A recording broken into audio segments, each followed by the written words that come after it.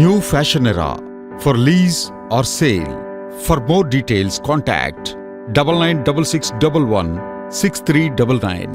నమస్తే కిరణ్ టీవీ భక్తి ప్రేక్షకులకి స్వాగతం. ప్రస్తుతం మనతో పాటు ఉన్నారు ప్రముఖ ఆధ్యాత్మికవేత్త, జ్యోతిష్య పండితులు బ్రహ్మశ్రీ ఇటికిరాల సుబ్రహ్మణ్య శర్మ గారు. నమస్కారం గురుగారు. నమస్కారం గురుగారు, భారతీయులకి బంగారానికి, ముఖ్యంగా ఆడవారికి బంగారానికి అని చెప్పుకోవచ్చు, ఎంతో అనుబంధం ఉంటుంది. ఏ పండగ వచ్చినా పబ్బం వచ్చినా బంగారం వైపే చూస్తూ ఉంటారు. ఇప్పుడు ఏంటంటే మనకి ధనత్రయోదశి అలాగే దివాళీ సందర్భంగా ఎప్పుడు ప్రతి ఏడు అయితే కొనుగోళ్లు బాగా ఉంటూ ఉంటాయి. కానీ ఇప్పుడు బంగారం ధర తులం రోజుకి 1000 రూపాయలు చప్పున పెరుక్కుంటూ ఈజీగా ఇప్పుడు 1,20,000 పైనే ఉంది. సో ఏమైనా అసలు తగ్గుముఖం పట్టే ఛాన్స్ ఉందంటారా? కొనే వాళ్ళకి చాలా మంది చూస్తూ ఉంటారు, ఎందుకంటే మీరు రాసులు కానీ ఎవరి గుణాలైనా ఎవరి భవిష్యత్ అయినా ఎంతో బాగా చెప్తూ ఉంటారు. అలానే బంగారం గురించి కూడా చెప్తే మన ప్రేక్షకులకి కొంచెం ఉపయోగంగా ఉంటుంది.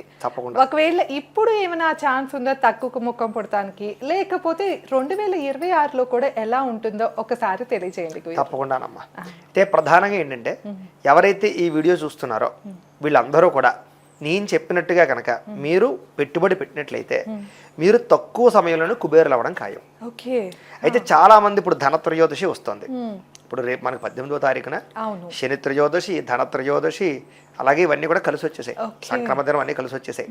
చాలా మంది బంగారం కొనాలనుకుంటారు కానీ భయపడుతున్నారు.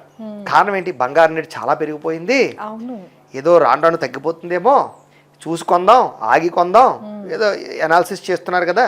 అసలు కన్ఫ్యూజ్, బంగారం కొనాలా వద్దా, బంగారం రేటు పెరుగుతుందా తగ్గుతుందా, ఏంటి బంగారం, చాలా కన్ఫ్యూజ్లో ఉన్నారు, భయపడుతున్నారు, ఆందోళన పడుతున్నారు. చాలా ప్రస్తుతం అయితే కనుక ఇన్వెస్ట్మెంట్ పర్పస్గా బంగారం కొనేటి వాళ్ళందరూ కూడా కకావికలం అయిపోతున్నారు. అయితే నేను మొన్నే ఉగాది సంవత్సర ఫలితాలు చెప్పినప్పుడు కూడా జనవరిలోనే చెప్పాను సంవత్సర ఫలితాలు, ఆ ఉగాదికి సంబంధించినవి. అంత ముందుగానే నేను ఒక విషయం చెప్పాను. చాలా ఇమీడియట్లీగా బంగారం కొనే ఉద్దేశం ఉన్నట్లయితే ఇమీడియట్లీగా కొనండి. రాను రాను మీరు బంగారం కొనలేరు. భూముల మీద ఎక్కువ పెట్టుబడులు పెట్టకండి. భూమి రేటు తగ్గుతుంది, బంగారం రేటు పెరుగుతుంది, వెండి రేటు పెరుగుతుంది, అలాగే మిగతా ఎలిమెంట్స్ అన్ని రేట్లు పెరుగుతాయి అని స్పష్టంగా చెప్పాను. నేను ఉగాది ఫలితాల్లోనే చెప్పాను. కావాలంటే ఎవరైనా నా ఉగాది ఫలితాలు తీసి చూసుకోవచ్చు. అయితే ఆ తర్వాత చాలా మంది అబ్బాయి లేదు ఇంకేముంది, ఆ యుద్ధాలు ఆగిపోతాయి, మళ్ళీ బంగారం 70,000లోకి వెళ్ళిపోతుంది, 60,000లోకి వెళ్ళిపోతుంది, ఉప్పోలుకి వచ్చేస్తుంది మాట్లాడారు చాలామంది. గురుగారు మీరు చెప్పినట్టు ఏంటి, మీరు చెప్పినట్టు బంగారం కూడా వేసుకుంటున్నాం కరెక్ట్ అని చాలామంది అడుగుతున్నారు. నేను ఒకటే చెప్పాను, మీరు వెయిట్ చేయండి. నేను ఉగాదిలో చెప్పాను కదా, మళ్ళీ ఉగాదికి చూడండి, దీనికి 3 రెట్లు పెరగకపోతే అడగండి అని చెప్పాను. నేను చాలాసార్లు చెప్పాను, ముక్క వీడియోలో చాలా చోట్ల ఉంటాయి. అయితే దానికి గ్రహస్థితి ప్రధానమైన కారణం, అందులో అనుమానం ఏమీ లేదు. గ్రహస్థితి రీత్యా, గోచార గ్రహగతుల రీత్యా యుద్ధాలతో సంబంధం లేకుండా, యుద్ధాలు కారణమైనా కూడా, యుద్ధాలు సంబంధం లేకుండా కూడా బంగారం అనేటటువంటిది చాలా ఇన్వెస్ట్మెంట్ పర్పస్గా పెరిగిపోతుంది అని చెప్పాను. అయితే ఆ రకంగానే పెరిగిపోతుంది. అయితే ఇప్పుడు ఈ ధనత్రయోదశికి సంబంధించి బంగారం కొనాలా వద్దా? అయితే మిగతా ధనత్రయోదశులు అయితే నేను బంగారం కొనమని ఎంకరేజ్ చేసేవాడిని కాదు. కానీ ప్రస్తుతం మాత్రం ఈ ధనత్రయోదశి మీరు ఖచ్చితంగా బంగారం కొని తీరండి, ఆలస్యము చేయకండి. ఎందుకంటే దీపావళి తర్వాత దారుణంగా పెరిగిపోతుంది బంగారం. చాలా మంది మళ్ళీ దీపావళి తర్వాత తగ్గుతుందని చెప్తున్నారు, తగ్గదు. మీకు దీపావళి తర్వాతే ప్రస్తుతం 13,000 రూపాయలు పైనుంది గ్రామ్ బంగారం, 13,800 అలాగా. కానీ మీకు 15,000 దాటిపోతుంది. అతి త్వరితంగానే బంగారం 3 లక్షలు అవుతుంది. అనుమానం ఏమీ లేదు, అనుమానం ఏం లేదు. గ్రాము 30,000 అవుతుంది. మీరు అనుకుంటే 2030 కాదు, ఇంకోటి కాదు, 2027 లోపే, 2027-28 లోపే, 2027కే అనుకోండి, ఇంక 28 కూడా వేసుకోవద్దు మీరు. 2027-28 లోపే గ్రాము 30,000 రూపాయలు ఇవ్వడం ఖాయము. అయితే వాటిని మీరు సామాజికంగా చూసుకున్నట్లయితే ట్రంప్ అనొచ్చు, ఇంకోటి అనొచ్చు, ఏదో అనొచ్చు, లేదా ట్రంప్ ఉన్నంతసేపు పెరుగుతూనే ఉంటుంది అనొచ్చు. ఎనాలిసిస్ చెప్పే విషయం అది వేరే విషయం. మేము జాతక రీత్యా చెప్పేటటువంటి విషయం ఏంటంటే బంగారం రేట్ అనేటువంటిది ఇంకా పెరుగుతుంది, తగ్గే అవకాశం అప్పుడే ఏమీ లేదు. అసలు మధ్యలో ఎప్పుడు ఒకసారి అంటే కొందరు ఏమంటున్నారంటే వచ్చే సంవత్సరం 2026 ఏప్రిల్ ఆ టైంకి కొంచెం తగ్గుముఖం వచ్చి ఆ తర్వాత మళ్ళీ ఏమీ తగ్గదు. ఆ తగ్గడం ఏంటంటే కనుక మీకు మామూలుగా ఇప్పుడు ఈవేళ 13,000 ఉందనుకోండి, 12,850 వస్తుంది. అంతేగాని 10,000కి రాదు.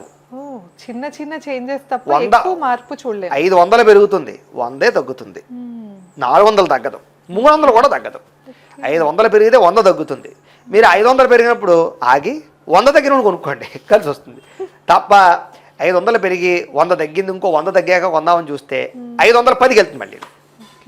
అంచేత ఈ బంగారం రేట్ అనేటటువంటిది తగ్గేది తక్కువ, పెరిగేది ఎక్కువ ఉంటుంది, అది అనుమానం ఏమీ లేదు. అది ఎనాలిసిస్టులు అనేక రకాలుగా చెప్తూ ఉంటారు. అవును గురుగారు. ఎనాలిసిస్టులు ఒకడేమో లేదు మొత్తం దిగిపోతుంది అంటాడు, ఒకడేమో ఏదో అంటాడు, కన్ఫ్యూజ్ చేసి పడేస్తున్నారు జనాలు. సో నేను చెప్పదగ్గేది ఏంటంటే కనుక భూమిని నమ్ముకున్నవాడు, బంగారాన్ని నమ్ముకున్నవాడు, తల్లిని నమ్ముకున్నవాడు, దేవుని నమ్ముకున్నవాడు, మంత్రాన్ని నమ్ముకున్నవాడు, ఈ 5 గురువుని నమ్ముకున్నవాడు, ఈ 6 చెడిపోయినట్టు ఈ సృష్టిలోనే లేదు. కాబట్టి మీరు ఏవి కంగారు పడిపోకండి. డబ్బులు ఉన్నాయా, మీ దగ్గర క్యాష్ ఉందా, ఇమీడియట్లీగా ఎందులోనూ పెట్టకండి. భూమి మీద కూడా పెట్టద్దు. ఈరోజు పట్టుకెళ్ళి వెంటనే ఇమీడియట్లీ బంగారం కొనేయండి, అనుమానం ఏం లేదు. ఒకవేళ నిజంగానే ఓ నెల రోజులో 2 నెలల్లో తగ్గిపోయింది అనుకుందాం, ఇప్పుడు 13,000 ఉందా, 10,000కి వచ్చేసింది అనుకుందాం, కానీ 3 నెలలు 4 నెలలు 16,000 మాత్రం అవుతుంది. అందులో అనుమానం ఏమీ లేదు.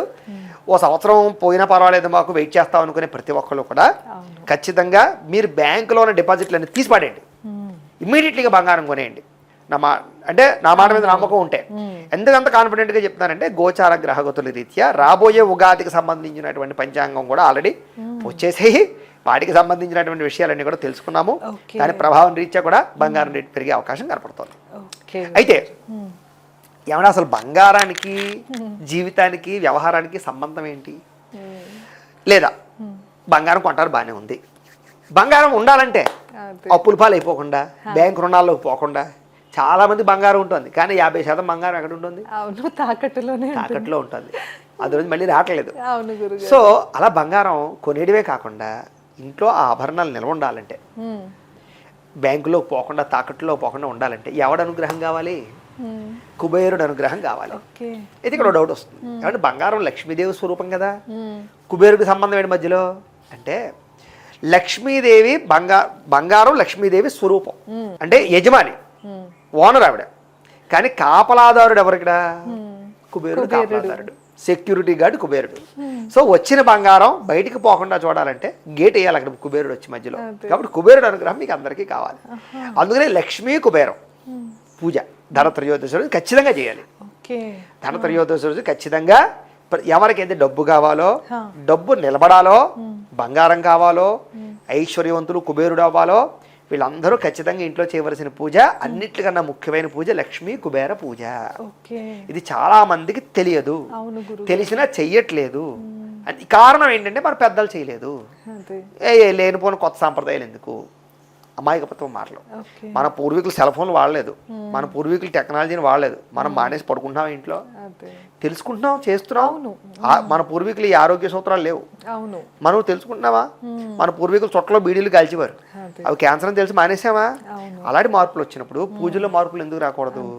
ఇప్పుడు నార్త్ ఇండియన్స్ బాగా చేస్తారు ఈ పూజ, లక్ష్మీ కుబేర. వాళ్ళకి 5 రోజులు పెద్ద పండుగ. అంటే లక్ష్మీ కుబేర పూజ అంటే ఇద్దరి పటాలు పెట్టుకుని లక్ష్మీ కుబేరులు ఇద్దరు ఉండాలి.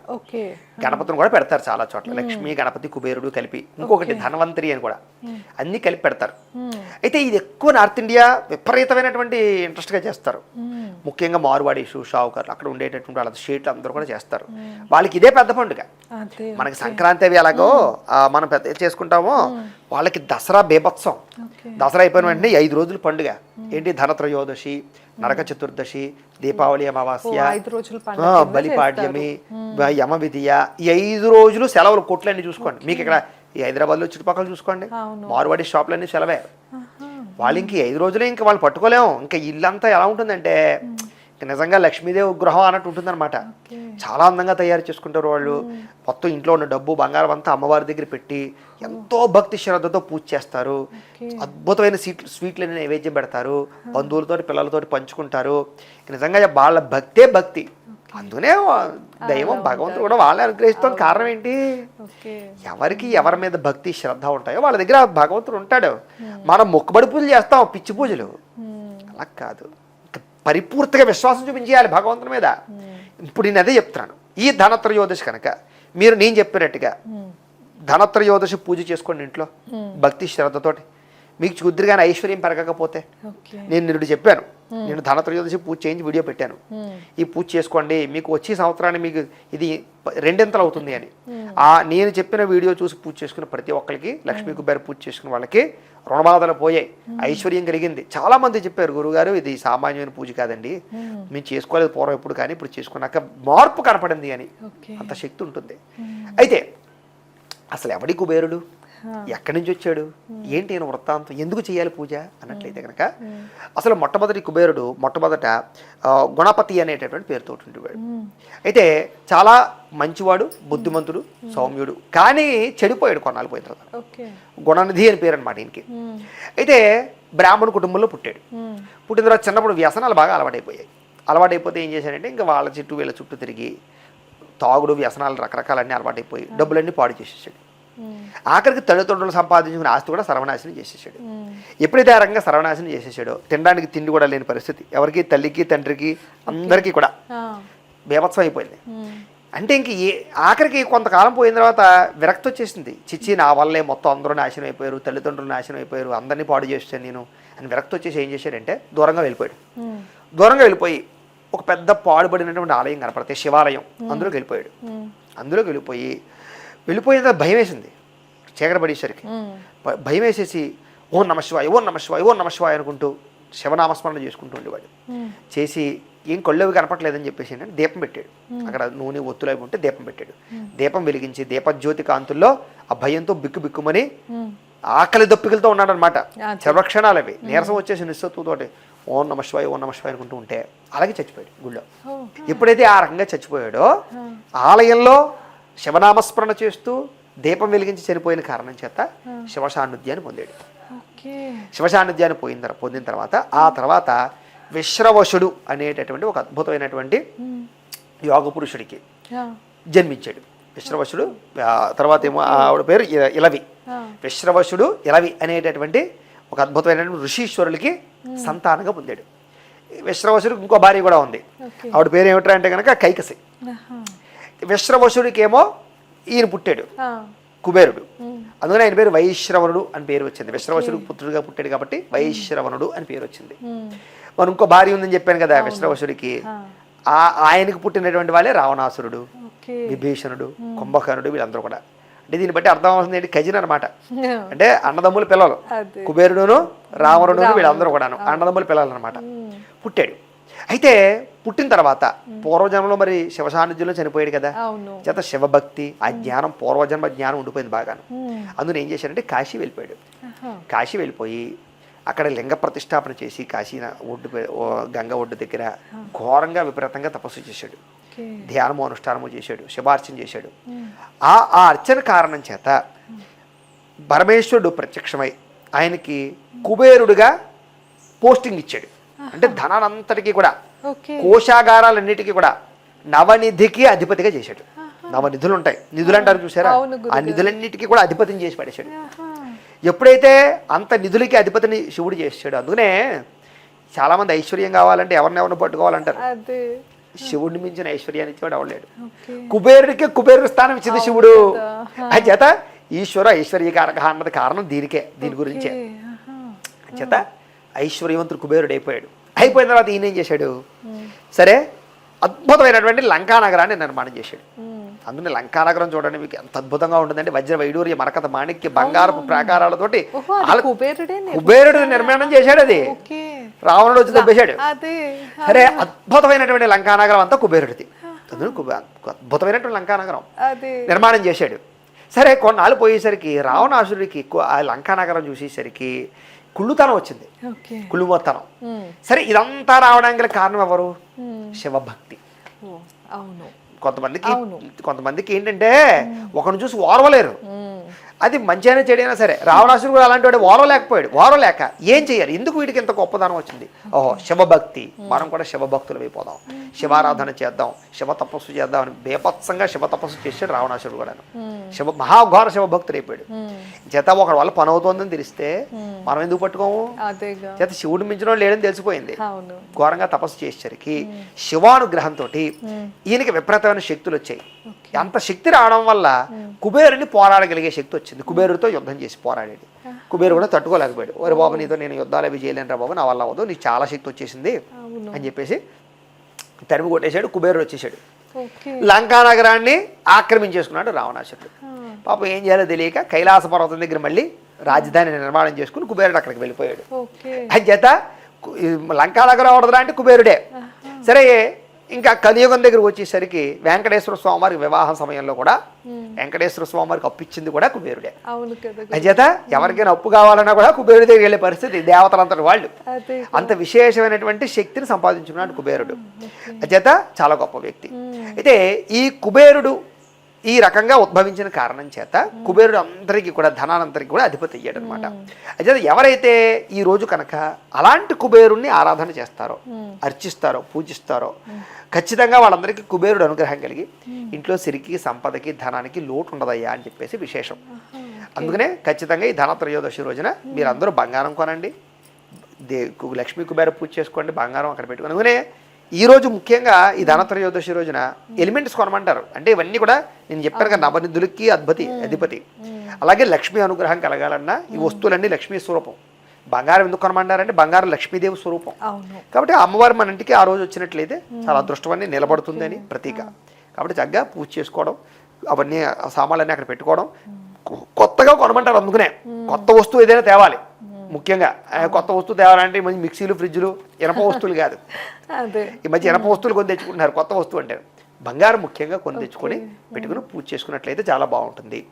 ధనత్రయోదశి రోజు చేయవలసిన మరో అద్భుతమైన పని ఏంటంటే కనుక యమదీపం. ఆ రోజు యమదీపం పెట్టాలి. యమదీపం పెట్టిన దక్షిణ దిప్పుకి యమదీపం పెట్టినట్లయితే కనుక, యమదీపం అంటే నువ్వుల నూనెతోటి, మామూలుగా ప్రమిదిలోనే నువ్వుల నూనెతోటి, మట్టి ప్రమిదిలోనే దాంట్లో కొంచెం నువ్వులు కానీ కొంచెం ఆవాలు కానీ వేసి యమదీపం పెట్టాలి. మామూలుగా అయితే 4 దిక్కులా కూడా ఒత్తులు వేసి పెట్టచ్చు, లేదా దక్షిణ దిక్కుకు ఒత్తు వేసైనా సరే యమదీపం పెట్టచ్చు. యమదీపం పెట్టడం వల్ల మృత్యుగండాలు తొలుగుతాయి, యమగండాలు తొలుగుతాయని ప్రతీక. ఇలా దీపం పెట్టి ఎక్కడ అమ్మవారి దగ్గర పెట్టచ్చు, బయట కూడా పెట్టచ్చు. అంటే వాకిట్లో, బయట ఓపెన్ ప్లేస్, అదే తులసి కోటలో కానీ ఓపెన్ ప్లేస్ లో కానీ దక్షిణ దిక్కు కనపడేలా పెట్టుకోవాలన్నమాట. సో ప్రధానమైన విషయాలు ధనత్రయోదశికి ఇది ఇంపార్టెన్స్ అనమాట. ఇది ధనత్రయోదశి పూజ, విలువైనటువంటి బంగారం కొనుగోలు చేసుకోవడము, అలాగే యమదీపం పెట్టుకోవడం అనేటటువంటిది ఈ యొక్క ధనత్రయోదశికి సంబంధించిన విషయం. కాబట్టి బంగారం రేటు పెరిగిపోతుంది. ఎవరు ఎన్ని చెప్పినా నమ్మకండి, బంగారం కొనేయండి. ఎంత డబ్బున్నా సరే బంగారం కొనేయండి, అనుమానం లేదు. తప్పకుండా గురుగారు. విన్నారు కదా ధనత్రయోదశి గురించి. అలానే బంగారం కొనుక్కుంటే కనుక మనకి అది పెరగటమే కానీ తరగదని గురుగారు ఎంతో చక్కగా తెలియజేశారు. ఇంకా మీకు ఏమైనా అనుమానాలు ఉన్నాయన్నా, లేకపోతే ఏదైనా సమస్యతో బాధపడుతున్నా గురుగారిని సంప్రదించాలి అంటే కింద గురుగారి నెంబర్ ఇస్తున్నాం, తప్పకుండా కాంటాక్ట్ చేయండి. ఇదేనండి ఇవాళ వీడియో. మీకు కనుక ఈ వీడియో నచ్చినట్లయితే లైక్ చేసి, షేర్ చేసి, ఎలా అనిపించిందో మాకు కామెంట్ చేయండి. మరిన్ని ఇంట్రెస్టింగ్ వీడియోస్ కోసం మన ఛానల్ సబ్స్క్రైబ్ చేసుకోండి. ధన్యవాదాలు. నమస్కారం. నమస్కారం.